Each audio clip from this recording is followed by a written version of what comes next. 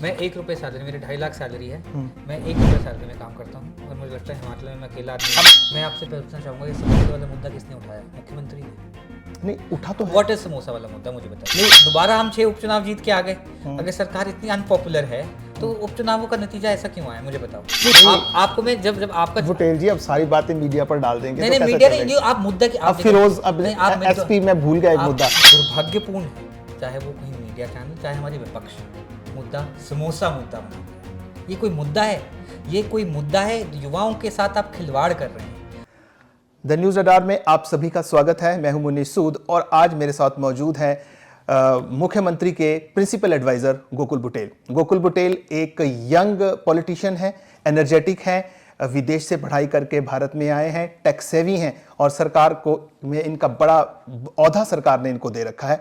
आज हमारा इनसे बातचीत करने का एक ही उद्देश्य है, हम जानना चाहते हैं कि गोकुल बुटेल की भूमिका सरकार में कैसी है, क्या है और आगे ये क्या सोच रखते हैं। गोकुल जी, स्वागत है आपका द न्यूज रडार में। Thank you Munish ji, thank you. सबसे पहले तो चलिए हम बातचीत करते हैं। देखिए आप विदेश से पढ़ के भारत आए हैं और मुझे ऐसा मालूम है कि आप पायलट भी हैं।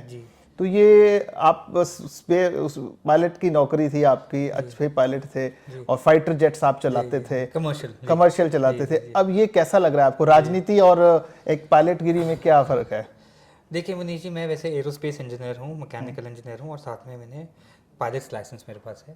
तो 2 महीने एज अ पायलट नौकरी नहीं की क्योंकि जब मेरा ग्रेजुएशन कंप्लीट हुई तो मुझे यूएस गवर्नमेंट में जॉब करने का मौका मिला और एक बॉस्टन शहर है, वहाँ पे मैं as a strategy consultant department of transportation के साथ मैंने 3.5 साल काम किया। But pilot is like a skill, once you learn to fly a plane, जैसे आप गाड़ी चलाना सीख जाते हैं, भूलते नहीं है, तो वो है। बीच बीच में मैं जाता हूँ। मैं लगभग अभी भी आप लाइसेंस, हाँ जी, मैं जाता हूँ, उड़ाता हूँ, उड़ाते हैं प्लेन? जी। अच्छा, आजकल भी? आजकल तो हो गए 2-3 साल दोबारा, क्योंकि मेरा FA का लाइसेंस है तो उसमें करेंसी मेंटेन करनी पड़ती है। अगर आप काफ़ी टाइम तक ना उड़ाओ तो आपको वापस फ्लाइट स्कूल जाके कुछ लाइसेंस लेके वापस उड़ाना पड़ता है। ठीक है जी। तो फिर मैंने लगभग 7.5 साल US में निकाले और जब मेरा 25वां जन्मदिन था तो मैंने फैसला किया कि मैं, क्योंकि हिंदुस्तान में पैदा हुआ हूँ, तो इंडिया जाके कुछ ना कुछ करूँ। और एक डीप मेरी डिज़ायर था कि मैं, क्योंकि यहाँ पैदा हुआ हूँ मेरे 4 जनरेशन्स का इस एरिया की जहाँ से मैं बिलोंग करता हूँ, स्टेट की डेवलपमेंट में बहुत बड़ा हाथ रहा है। चाहे मेरे ग्रेट ग्रैंडफादर हों, गांधी जी, नेहरू, सरदार पटेल, सब मेरे घर आ चुके हैं। एक हिस्टोरिक हमारी फैमिली। तो मुझे लगा कि अगर मैं अमेरिका रह जाऊँगा तो कहीं ना कहीं लेगेसी भी छूट जाएगी और जो मेरे बुज़ुर्ग हैं जिन्होंने आज़ादी के लिए भी लड़ाई लड़ी, जेल भी गए, तो वो ऊपर से देख के मेरे से संतुष्ट नहीं रहेंगे। तो मैंने ये कारण रहा था अंदर से एक कॉलिंग। प्लेन चलाना और सरकार चलाना, वो तो वहाँ क्रैश होने के ज़्यादा खतरे रहते हैं। यहाँ पे जी देखिए, सरकार चलाना ऑफ कोर्स मोर कॉम्प्लेक्स है और अभी तो मैं एक एडवाइज़र के रूप में सरकार के साथ और पहले वीरभद्र सिंह जी के साथ भी मैं काम कर चुका हूँ। तो इसकी अपनी कॉम्प्लेक्सिटीज़ हैं अपने इश्यूज़ हैं। जनसंख्या बहुत ज़्यादा है, लोगों की एस्पिरेशंस बहुत ज़्यादा है। सरकार में आप प्लेन तो तभी टेक ऑफ करते हैं जब आपको पता है you have enough engine oil in the plane, है ना। आपके पास फ्यूल होगा तो आप टेक ऑफ करेंगे ना। सरकार में आपको बिना फ्यूल के भी कभी कभी, जैसे ग्लाइडर की स्लोप में आप लैंड करते हो वैसे भी लैंड करना पड़ता है। तो इट इज़ मोर टैक्टिफुल, बट वो भी आसान काम नहीं है। उसमें भी आपकी सारी जो सेंसेस खुली रहनी चाहिए, अवेयर रहना चाहिए। राजनीति भी लगभग ऐसी ही है। तो बुटेल से, जैसे लोगों का क्या मानना है? लोग कहते हैं कि सरकार ने, मुख्यमंत्री ने आपको इतना बड़ा औहदा दे रखा है, इतना खर्चा आपको दे रखा है, गाड़ी वाड़ी, देखिए एक कैबिनेट रैंक आपको पता नहीं होगा मुनीश जी, आप मुझसे इंटरव्यू ले रहे हैं। मैं 1 रुपये सैलरी, मेरी 2.5 लाख सैलरी है। मैं 1 रुपये सैलरी में काम करता हूँ और मुझे लगता है हिमाचल में मैं अकेला आदमी हूँ। आपने वो 2 महीने के लिए छोड़ी थी? आप परमानेंट छोड़ी हुई है। जब से मैं बना हूँ मैं सैलरी नहीं लेता हूँ। अच्छा। हाँ, तो 2.5 लाख रुपया और भत्ते भुत्ते डाल दूँ तो लगभग 3.5-4 लाख रुपये हो जाते हैं। मैं 1 रुपया नहीं लेता हूँ। और That's very good. जो 4 लाख रुपए जो नहीं, वैसे आप इतने साधन संपन्न परिवार से हैं। भी साधन संपन्न परिवार से हैं। देखिए, ये बोलने वाली बात होती है, ठीक है ना। जो जिंदल फैमिली से भी जो MP हैं, वो पूछो MP की तनख्वाह नहीं लेते क्या? हाँ, तो ये फिर ये बोलने वाली बात है। तो हिमाचल प्रदेश में भाजपा में भी मुझसे ज्यादा साधन संपन्न लोग हैं, है ना। हमारी तो पुश्तैनी परिवार है। तो मुझे ये मालूम तो था कि आप 2 महीने की आपने छोड़ी है। 2 महीने नहीं, अच्छा, आप ले ही नहीं रहे हैं। ठीक है, very good, that's very good, that's point to be noted. और no that, see I am not saying कि हर कोई छोड़ दे। I just want to say it, reiterate it, क्योंकि इससे मेरी जो सेंस ऑफ सर्विस है, अगर मैं पैसे के लिए आया हूँ या राजनीति में कुछ और करने आया हूँ, तो 2.5 लाख रुपया अगर आप जोड़ लेंगे 5 साल में तो करोड़ों में जाता है। तो अगर कोई आदमी पैसा छोड़ रहा है और ये है तो मेरे पे तो खर्चा, मुझे लगता है सबसे कम खर्चा मेरे पे ही हो रहा होगा सर। नहीं बिल्कुल ठीक है, चलिए ये बात मान ली, आप पैसे नहीं ले रहे हैं, लेकिन एक उद्देश्य था आपको। देखो वीरभद्र जी ने भी आपको ये पोस्ट दी थी और आगे इन्होंने भी कंटिन्यू रखी है। आपका फायदा क्या मिल रहा है सरकार? देखिए फ़ायदा ये मिल रहा है, मैं आपको शुरू से बताऊं, जब मैं अमेरिका से आया तो हमारे बिजली के बिल तक ऑनलाइन नहीं थे। आप अपना बिजली का बिल कैसे देते हैं? ऑनलाइन, ऑनलाइन दे रहे हैं ना, सब चीज़ों के ऑनलाइन आजकल तो। मैं जो बिजली का बिल ऑनलाइन शुरू हुआ वो मैंने शुरुआत करी आपके। आज आप देख रहे हैं लोक मित्र केंद्रों में आपकी सर्विसेज मुहैया हो रही हैं। तो मैं आंकड़े देकर, जो पिछली जयराम, मैंने ये ई डिस्ट्रिक्ट एक प्रोजेक्ट था जिसको ऑफकोर्स सरकार का प्रोजेक्ट है और मैं अकेला आदमी काम नहीं करता, एक पूरी टीम काम करती है, बट सरकार की कुछ प्रायोरिटीज़ रहती हैं। ई डिस्ट्रिक्ट में जब हमने सरकार छोड़ी थी तो हमारे लगभग 80 के करीब सर्विसेज थी।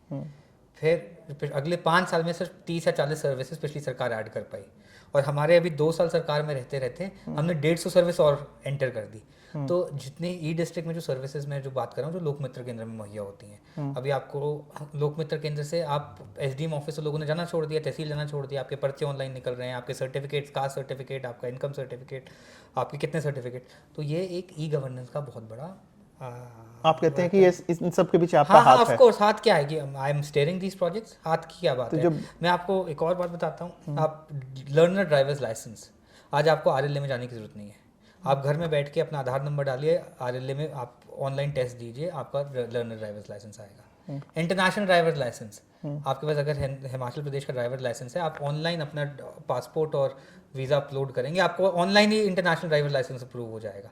इसके लिए हमें बहुत मुशक्क़त करनी पड़ती है। हिमाचल प्रदेश में नोटिफिकेशन थी जहाँ पर इंटरनेशनल ड्राइवर्स लाइसेंस सिर्फ आरटीओज़ या डिस्ट्रिक्ट लेवल पे मिल सकता था, वो आरएलएस को पावर डेलीगेट की गई, तो इसमें प्रोसेस फ्लो चेंज किए गए। तो ऐसे ऐसे मैं तो आपको कुछ चीज़ें गिना रहा हूँ जो हमने ऑनलाइन करना शुरू किया। आज जब मैं और आप यहाँ बात कर रहे हैं जी, 80% आप यहाँ किसी सरकारी स्कूल में जाइए, टीचर से पूछिए, मोबाइल में वो अटेंडेंस लगा रहे हैं।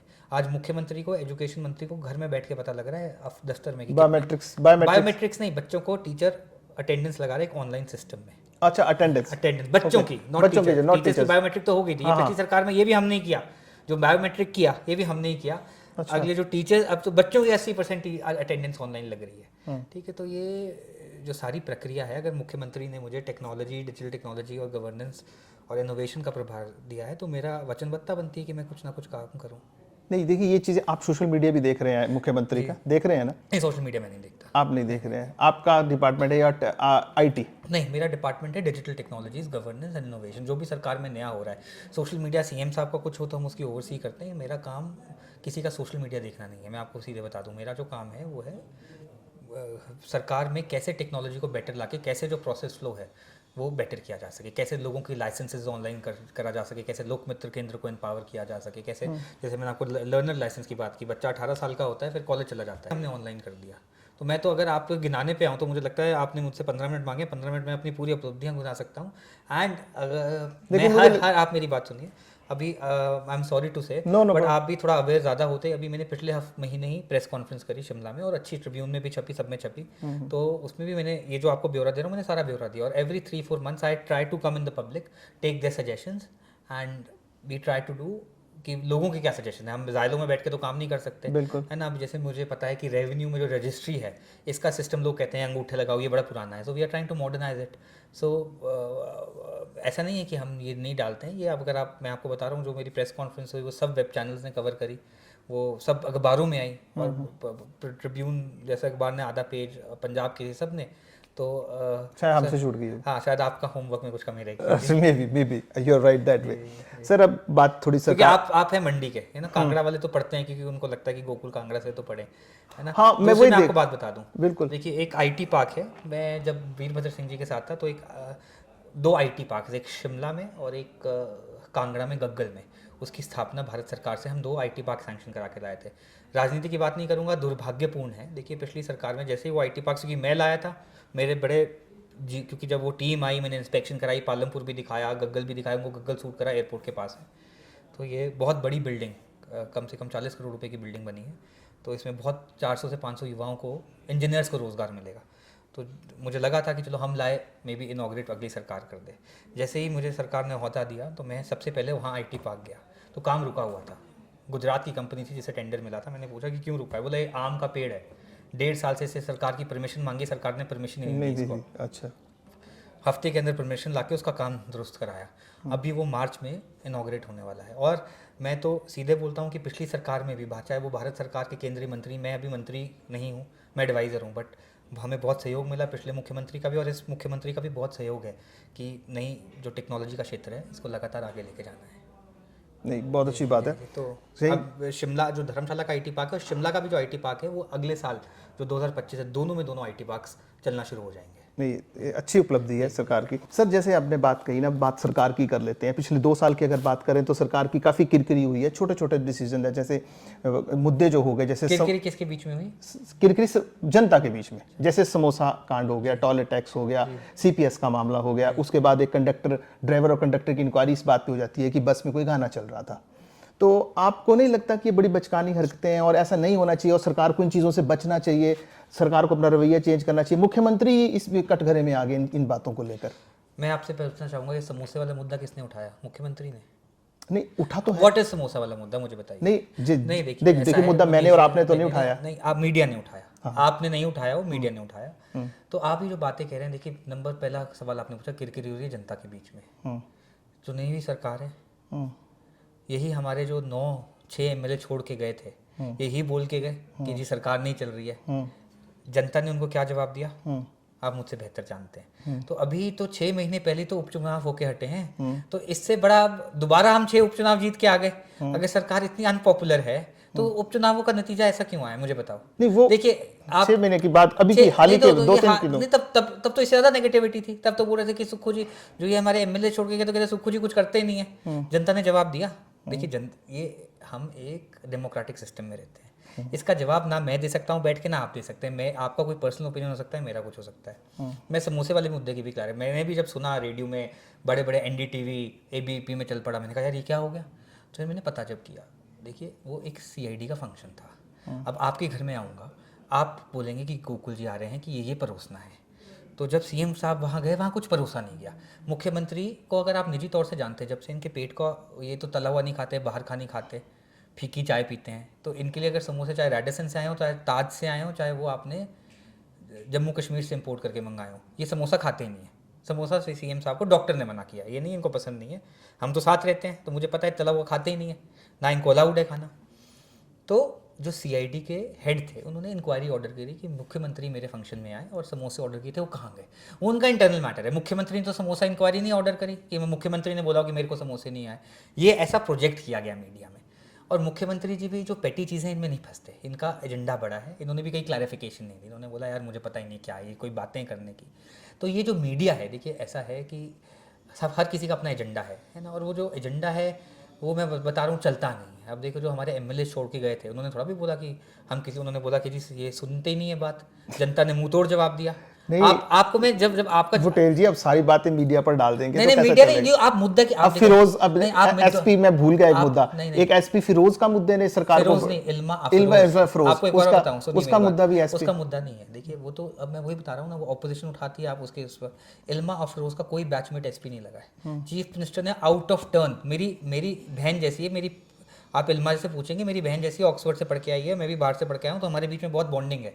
तो इल्मा जी को पहली बार मुख्यमंत्री ने सिर्फ उनका कोई भी बैचमेट अभी एसपी नहीं लगा है, सीएम साहब ने बद्दी जैसा स्टेशन दिया, ठीक है। अब वहाँ पे बोला चलान के लिए हटा दिया, कुछ हटा दिया।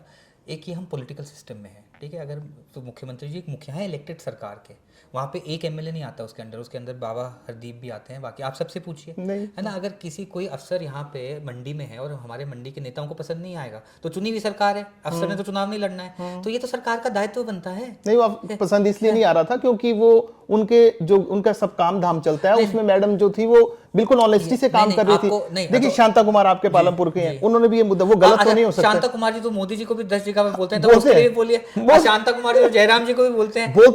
नहीं, जब शांता कुमार जी अपनी सरकार के खिलाफ बोलते हैं तो कांग्रेस कहती है वाह वाह बहुत ईमानदार है, लेकिन जब उन्हें इल्मा का, देखो आप मेरी बात सुनिए, अगर आपके पास आज कोई आंकड़े हैं, माइनिंग के जो चलान है, पिछले सरकार में देख लो, इस सरकार में देख लो, मैं तो नंबर से बात, माइनिंग की बात पे मैं आ रहा हूं। सुनिए, आपने माइनिंग का इशू उठाया, मैं बताऊंगा माइनिंग के जो चलान है, नंबर्स पे आइए, आप नंबर निकाल लीजिए, पिछली सरकार में कितने चलान हुए, इस सरकार में कितने चलान हुए।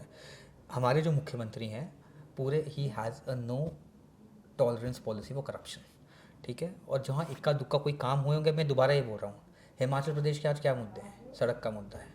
हिमाचल प्रदेश का क्या मुद्दा है? अच्छे स्वास्थ्य का मुद्दा है। क्या मुद्दा है? एजुकेशन का मुद्दा है। दुर्भाग्यपूर्ण है, चाहे वो कोई मीडिया चैनल, चाहे हमारी विपक्ष, मुद्दा समोसा मुद्दा बना दिया। ये कोई मुद्दा है? ये कोई मुद्दा है? युवाओं के साथ आप खिलवाड़ कर रहे हैं। आपको मैं बताऊं, NHAI से पूछिए, जब से मुख्यमंत्री बने हैं, every month he takes a meeting with NHAI। National highway से मीटिंग लेते हैं, RO साहब जाते हैं वहाँ पे, प्रोग्रेस पूछते हैं क्या है। मुझे खुद इनके जो PDs हैं, प्रोजेक्ट डायरेक्टर, उन खुद बताते हैं कि पिछली सरकार में 6 महीने लगते थे फॉरेस्ट क्लियरेंस आने में, इस सरकार में 6 दिन नहीं लगते। मुख्यमंत्री ने PDs को अपना नंबर दिया, आपके यहाँ PD है, पूछना सीधे मुख्यमंत्री को फ़ोन करता है, सर ये क्लियरेंस नहीं आई। हाईवेज के काम रातों रात कैसे चले? ठीक है, मान लिया NHAI का काम है, आप ये बातें पूछिए। आप आज सुंदरनगर आए हैं, मैं चंडीगढ़ से आ रहा हूँ, 2 घंटे में पहुँच गया। यस, इसमें भारत सरकार की बहुत बड़ी उपलब्धि है और स्टेट गवर्नमेंट ने उसको कॉपरेट किया।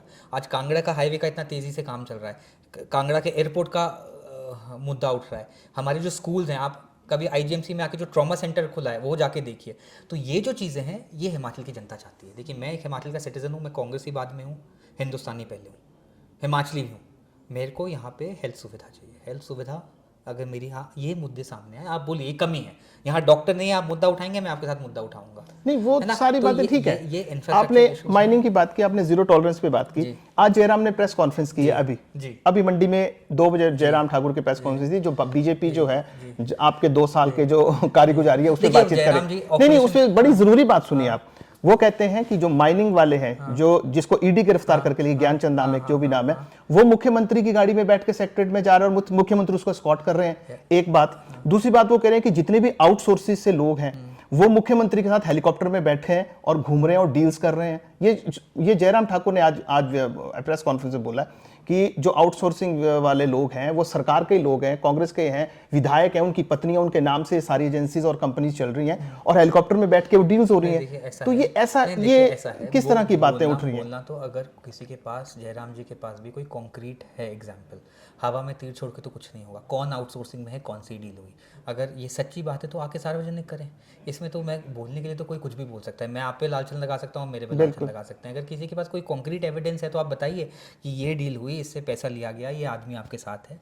जहाँ पे आपने ज्ञानचंद की भी बात की, मैं नहीं जानता कौन है वो। अगर मुख्यमंत्री आज मैं सुंदरनगर आया हूँ, कम से कम 200 आदमियों ने मेरे साथ फोटो खिंचवाई है।